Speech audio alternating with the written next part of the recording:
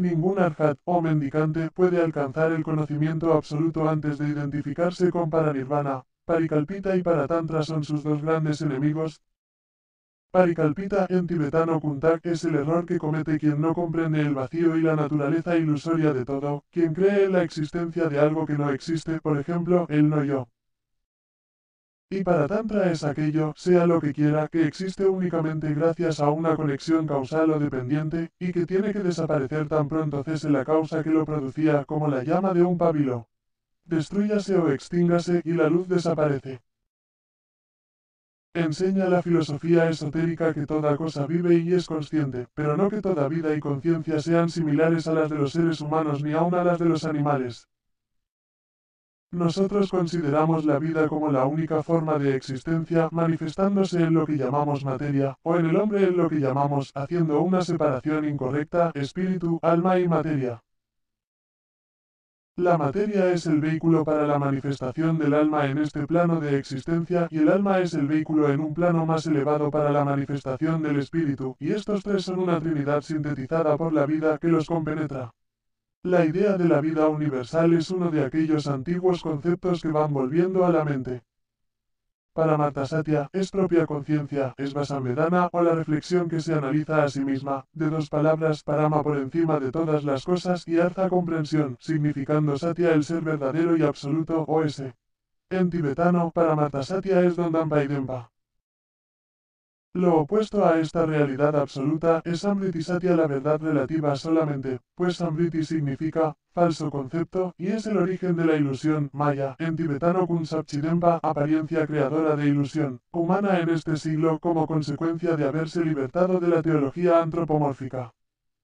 Verdad es que la ciencia se contenta con trazar o presuponer los signos de la vida universal y no se ha atrevido todavía a proferir ni aun por lo bajo, anima mundi.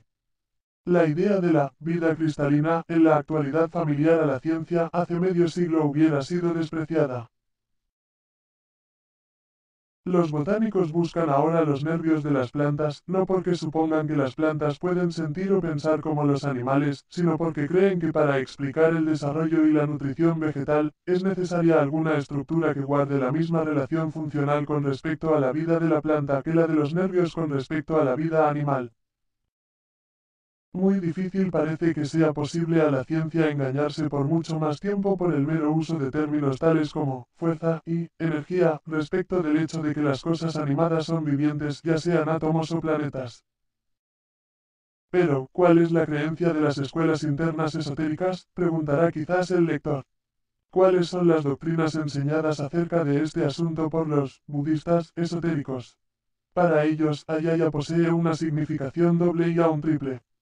En el sistema Yogacharya de la escuela contemplativa Mahayana, Ayaya es a la par el alma universal, anima mundi y el yo de un adepto avanzado. El fuerte en yoga puede introducir a voluntad su Ayaya por medio de la meditación en la verdadera naturaleza de la existencia.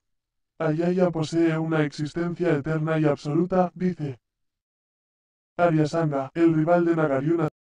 En un sentido es Pradhana que en el Vishnu Purana se haya explicado como la causa no desenvuelta que los más grandes sabios denominan enfáticamente Pradhana, la base original, la cual es Prakriti sutil, o sea lo eterno y lo que a un mismo tiempo resulta o comprende en sí lo que es y lo que no es, o es mera evolución. La causa continua que es uniforme y a la vez causa y efecto, llamada por los que conocen los primeros principios Pradhana y Prakriti, es el incognoscible Brahma que era antes de todo.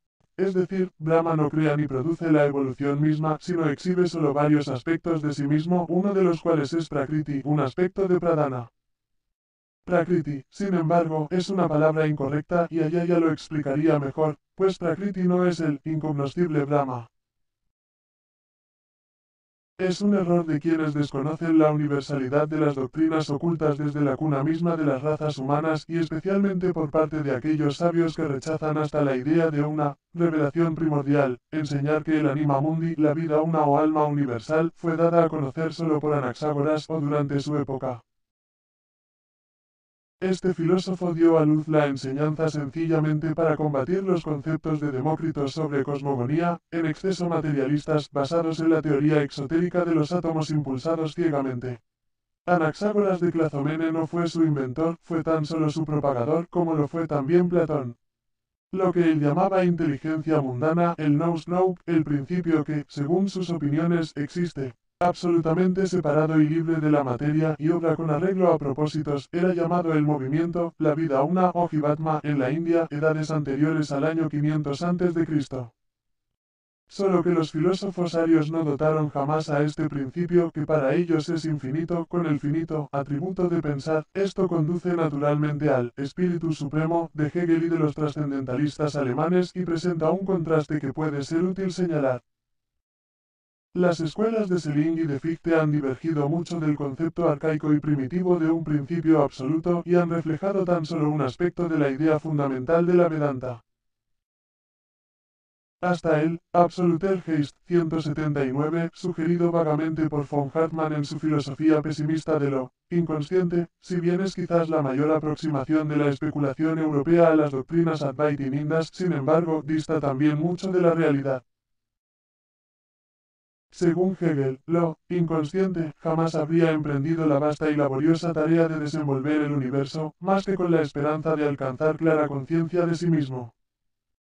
Con relación a esto, debe tenerse presente que al hablar del espíritu, término que los panteístas europeos emplean como equivalente de para Brahman, y llamarle inconsciente, no dan ellos a esta expresión la significación indirecta que generalmente implica.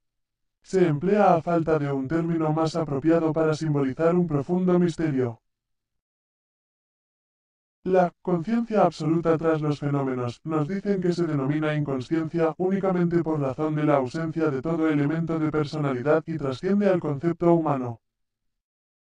El hombre, incapaz de formar un solo concepto, a no ser relativo a fenómenos empíricos, es impotente, a causa de la constitución misma de su ser, para levantar el velo que cubre la majestad de lo absoluto. Solo el espíritu en libertad es capaz de comprender, aunque de un modo vago, la naturaleza de su propio origen, al cual debe volver eventualmente. Puesto que el más elevado Dian Chohan, después de todo, tiene que humillarse en su ignorancia ante el soberano misterio del ser absoluto, y puesto que aún en esta culminación de la existencia consciente, o sea, al sumirse la conciencia individual en la universal, usando una frase de Fichte, lo finito no puede concebir lo infinito, quiero decir propia conciencia finita. Porque, ¿cómo puede lo absoluto alcanzarla sino simplemente como un aspecto, de los cuales el más elevado de los que conocemos es la conciencia humana?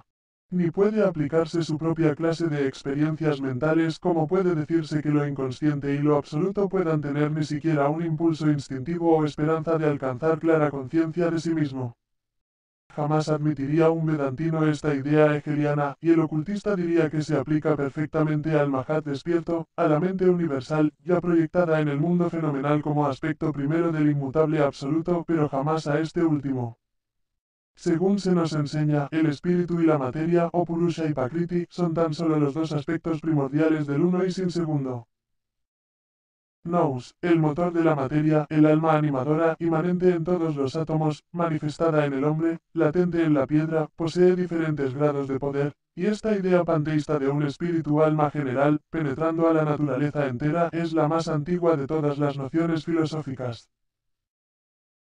Tampoco fue el Archaeus un descubrimiento de Paracelso ni de su discípulo Van Helmont, pues este mismo Archaeus es, el Padre Éter, localizado, la base manifestada y el origen de los innumerables fenómenos de la vida. La serie completa de las innumerables especulaciones de esta clase constituye tan solo las variaciones sobre el mismo tema cuya nota fundamental fue dada con esta revelación primitiva. B. La palabra Anupadaka, sin padres o sin progenitores, es una designación mística que en nuestra filosofía posee significaciones varias. En general se suele designar por este nombre a seres celestiales como los Dhyan Chohans o Dhyanibhudas. Estos corresponden místicamente a los Budas y Bodhisattvas humanos conocidos por los Manusi humanos Budas que más tarde son también llamados Anupadaka, desde el momento en que toda su personalidad se haya sumida en sus principios sexto y séptimo combinados o Atma Buddhi y que se han convertido en los de alma de diamante, Vairasattvas o plenos Mahatmas. El Señor oculto, Samvaida Po, el sumido en lo absoluto, no puede tener padres, puesto que es existente por sí mismo y uno con el espíritu universal es Vayambu, él es Bhabavat.